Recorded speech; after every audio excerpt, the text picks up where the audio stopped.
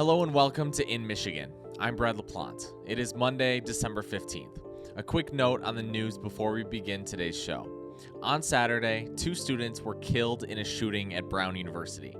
As of publishing, the gunman is still at large. Students Ella Cook and Muhammad Aziz Umarzokov were killed at the university in Providence, Rhode Island. 9 others were injured, and a search for the shooter is ongoing after officials detained and released a previous person of interest. On Sunday, at least 15 people were killed and 27 were injured in a shooting at Sydney's Bondi Beach in Australia. The attack has been declared a terrorist incident targeting Jewish Australians, and it is the largest mass shooting in Australia since Port Arthur in 1996. A viral video shows a bystander wresting a gun from one of the alleged attackers. The family has identified him as Ahmed Al-Ahmed, a 43-year-old father of 2 girls. He was later shot by one of the 2 gunmen, a father and son duo, and is in the hospital as we speak. We are following both of these stories. But in today's show, we are focusing on football and head coaching contracts. Currently, the University of Michigan has no head football coach. And meanwhile, Michigan State University just hired Pat Fitzgerald, the former head coach at Northwestern, who was fired amid hazing allegations within the program. An independent investigation confirmed these allegations. However, an official investigation by Northwestern found no direct evidence that Fitzgerald knew about the hazing. To fire Jonathan Smith and hire Fitzgerald, MSU had to pay Smith a $30 million buyout.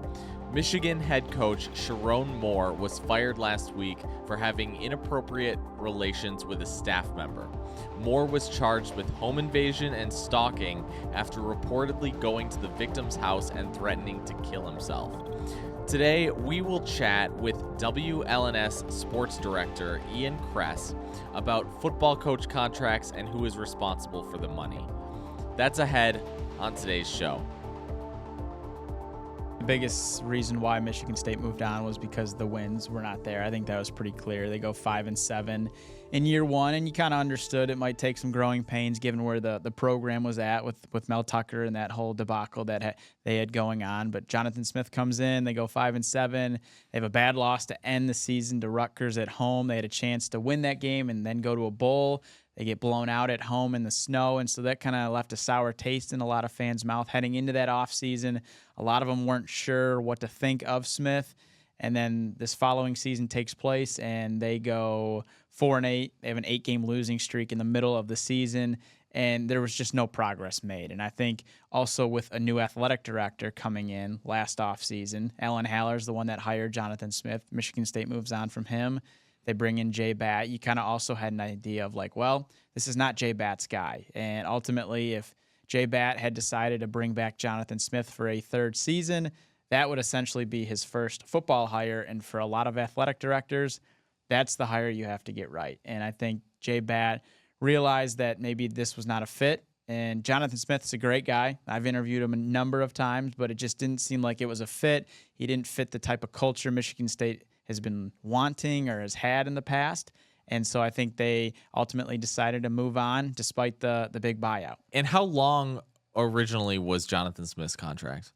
It was a 7-year deal. So they moved on obviously after 2 years. And I mean, that's pretty that's pretty long, right? For a first-year coach. Like, I mean, 7 years, like, you knew that he had been the head coach at Oregon State, right? And he had some moderate success with them, but there wasn't really any, he wasn't like a James Franklin or a Jim Harbaugh or, he wasn't a big name. He was kind of an under the radar kind of guy. Yeah, I think the hope was when they hired him that he was going to be like this young up-and-coming coach that was going to be the next big thing. People saw what he did at Oregon State, a program that was really in the dump, I should say, and he really helped turn it around, got him to 10 wins, and so Michigan State viewed it as a guy that it may take time to rebuild the program back up, but they wanted to invest in him long-term, and they thought he was the type of coach that could really help turn the program around. And ultimately, like I said, it just didn't seem like there was a fit there, and he didn't have that type of Michigan State mantra that I think a lot of people look for. What was Jonathan Smith's contract deal? Like how much was he being paid? So I know it was about $7 million a year. And to give you an idea, Pat Fitzgerald is getting basically $5 million a year. So it was a pretty big contract for a guy who had, in a way, proven himself at Oregon State. It wasn't like a guy who they just hired who had never had any head coaching experience. They viewed Jonathan Smith as a guy who has built a program already and did it at a place like Oregon State, who does not have the resources like a Michigan State. So they viewed it as, let's give him a long-term deal, invest in him, and ultimately that investment kind of never really came. And yeah. Interesting. And I mean, so his buyout was right. It was $30 million. Who ends up paying that? I mean, I'm sure donors will chip in for that. I think that's something that Jay Batt has talked about. They did just get a big donation. Greg and Dawn Williams donated $401 million to the university, and Jay Batt, the athletic director, said none of that is going to be going towards the Smith buyout. So it's interesting that they are going to have separate money coming in through more donors. Maybe the university pays obviously a lot of that buyout, but I think the interesting thing with the buyout for Smith is it's $33 million, but if he gets hired somewhere else, no matter if it's a head coaching gig or offensive coordinator or whatever, that buyout goes down a little bit for Michigan State. So I think that's the hope, is that he is able to quickly find another job and be at another school probably within the next year. You know, talk about Mel Tucker, right? So Michigan State is hoping not to pay him. Why is that? What did he do?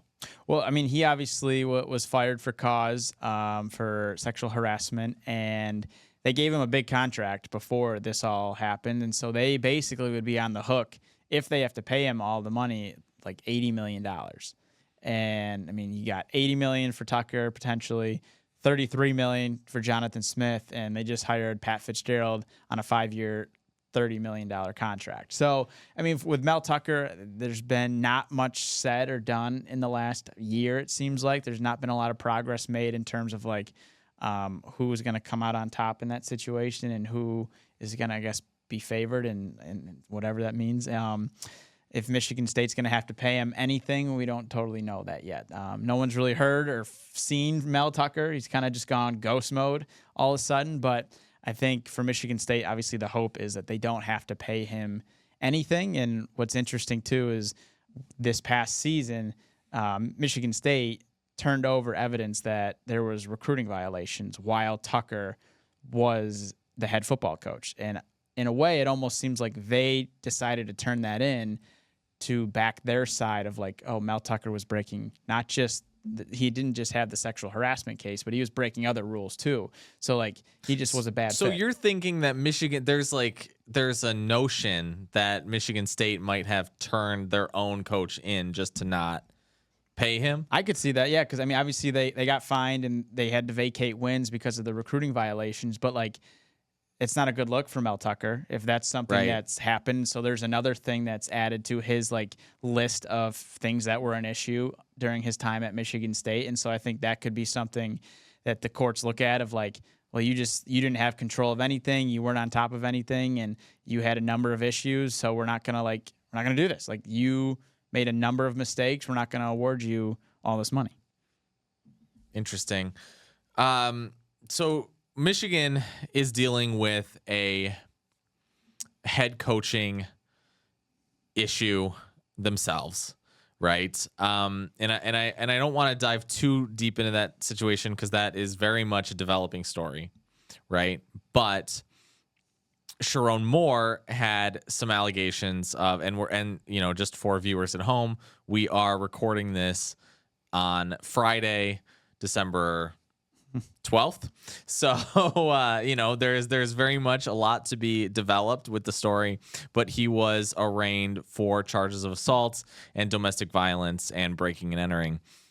And so we are in the middle of that, and Michigan's kind of like, they are thinking that they can fire him for cause as well, right? Because, obviously there's, first of all, if these crimes are true, you can't commit crime while you are, the head coach of a major, public university, looks bad on the school, like all that stuff, right? And so there's a number of reasons why you could fire him for cause. And so I guess, how does that look for Michigan? They're not going to, in theory, if all this comes true, they're not going to have to presumably pay him his buyout. Yeah, I would assume they're not going to have to pay him anything because, they fired him for the inappropriate relationship with his staffer. So, like, him being arrested and these charges really, which is also another cause that, you could cause, like, fire him for as well. Exactly. But, yeah, this all came after in a way. Granted, the timeline is kind of weird because, like, he basically went to the victim's house. I think it was around 4:00 on Wednesday, and then Michigan announced his firing, but they didn't state like that's why he got fired. It was more the inappropriate relationship, and then it made it seem like this all happened and everything kind of transpired after he was fired. So it is a little weird of a story. It seems like every day there's like something new, and it's like, what the heck? This is like the craziest story ever. So yeah, we'll see how that whole plays out. I'd imagine Michigan is not going to have to pay him anything. I think now it's like, well, what about their athletic director, Ward Manuel? Like, he definitely had to have known for some time now because it seems like, based on what people have said online, is like they've known for a few months, some people. And it's like, well, there's no way the athletic director at Michigan didn't know about this. And so there's been a lot of scandals and controversies at Michigan. And so it's almost like, man, how is Ward Manuel still the athletic director at Michigan? Well, because he was, correct me if I'm wrong, but wasn't he still... He was still the athletic director when the Dr. Robert Anderson, and maybe for those who don't know, is this correct? I believe so, yes. During that, for those who don't know, there was Michigan had agreed to pay a $500 million settlement. It was like $490 million to 1,050 victims of sexual assault, while Robert Anderson was the team doctor at the University of Michigan. And it blows proportion in terms of the sheer number of victims. It blows the Nassar situation out of the water, and also the Ohio State sex abuse scandal. So there's a lot there. I feel like that Ward Manuel has to answer for. Oh, yeah. There's more than that, too. It's the hockey program had a situation with their head coach under his leadership. What was that? Remind me. I believe don't remember the exact allegations, but it was something of like Berenson, the old coach, I believe, had done something, and they, in a way, were not I don't want to say hiding it, but they didn't do anything about it. Right. And then eventually it came out, and they had to fire him because now it's public, and then they moved on and all that stuff. And then you had obviously Jim Harbaugh and the cheating scandal, and he had a number of staff members arrested for other situations too. So it's just a lot of problems in Ann Arbor, it seems like, for the last few years. Yeah, interesting. And now finally let's move ahead to Fitzgerald, so Pat Fitzgerald, the former Northwestern coach, was just announced as the head football coach at Michigan State University. And he is a lot of people are very excited about him because he comes from, he has a history of winning at Northwestern. He, has coached in the Big Ten, has a Midwest background. So what's his contract? Explain it and how many years it is. Yeah, it's a 5-year deal currently worth $30 million. The base salary is $4 million a year, and the supplemental salary is $1 million for the first year, and that'll increase by $500,000 every year. So obviously it can go up to as much as $3 million by that 5th year. And then the interesting thing is there's a lot of incentives in it. So basically it's like a prove it contract, and if you win, you get more money, essentially. And so if he is able to win at least 7 games in the first year, the second year, or the third year, or all 3, he'll get an extra year added to his contract. So if they get to 7 wins the first 3 years he's their head coach, that contract turns into an 8-year contract. And if it's just 2 of the 3 years, it'll be a 7-year contract.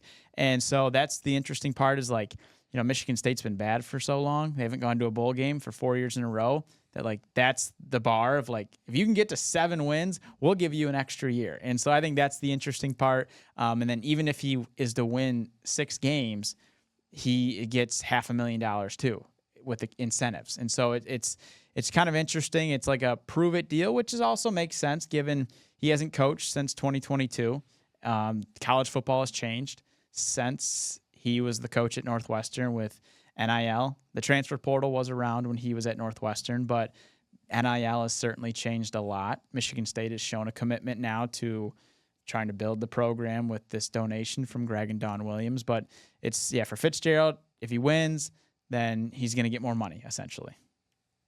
Interesting. And I mean, like you mentioned, 7 wins is not that many considering that you play 3 against, you can schedule them. So most, at least power conference teams, good teams, they usually will schedule teams that they can beat, or that they, you're not going to schedule Alabama unless you are, Michigan, right. You know what I mean? Or like you have the wherewithal to beat them, right? I mean, exactly. They do play Notre Dame this coming year. They're right. So, I get what you're saying. That is true. I get what you're saying. And so the Fitzgerald deal, right? He has, because the interesting thing with Fitzgerald, right, is that he has some problems of his own, right? There was a hazing scandal at Northwestern. What were the results of that hazing scandal? And should MSU worry about Pat Fitzgerald going forward?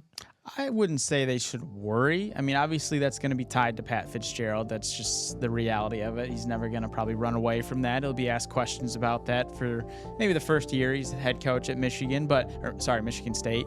But the result of that was he sued Northwestern for wrongful termination, and he stated he knew nothing of this. Obviously, as the head coach, it's your job to know. So, you can see why the firing took place, even if you didn't know. And then the two sides settled, Northwestern and Fitzgerald, because they found no evidence that he knew of the hazing that was going on in his program. And so that sort of cleared his name a little bit. Like I said, though, obviously that's still going to be tied to him in something that he was ultimately a part of because he's the head coach. That's just the reality of being a head coach, is whatever happens in your program, from the quarterback down to the lowest staff member, you are responsible for all of that no matter what happens. And so I think for Pat Fitzgerald, he's looking for a fresh start in a way, and I think Michigan State is too, and this seems like a good opportunity for that. That's our show for today. I'll see you tomorrow.